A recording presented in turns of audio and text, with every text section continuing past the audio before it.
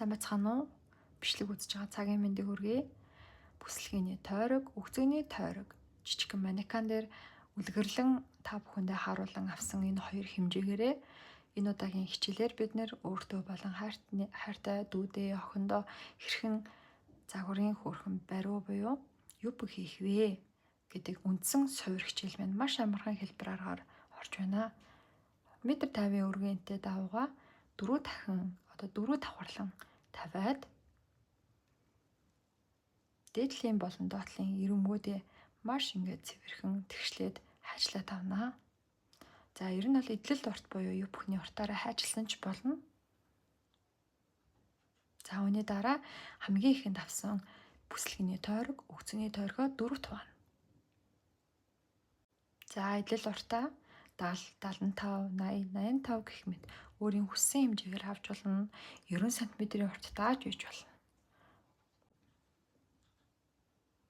За бүслэгийн тойрогоо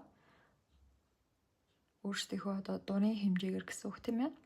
Тэрийгээд 4 туваах буюу метрээ 4 нуулаад өгнө.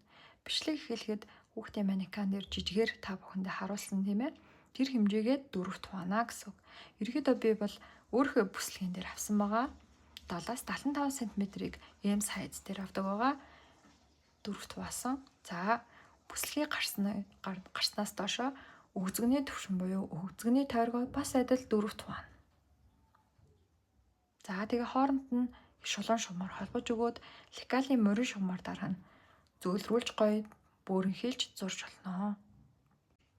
За үүний дараа хормоогоо бид нэр шулуун авч болно. Харан дайлбартай дотгошоо хотголттой авч болно. Эсвэл гадагшаа дэрвэлттэй ч зурж болно. Энэ маань загвараас хамаардаг. Айлбартай гэвэл 4, 5, 6 см-ийн хажуу тишээ өргөн болгож холбоно. Лекалийн шугамыг дандаа цөдөр хэсгийг өөрийнхөө гидсний чиглэлтэй буюу доошоо харуулж барьдаг.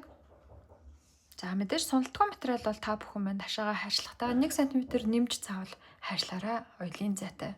Энэ маань сундаг учраас би бариу хийж байгаа учраас ойдлогоо шууд хайчилж байгааг үзүүлж байгаа.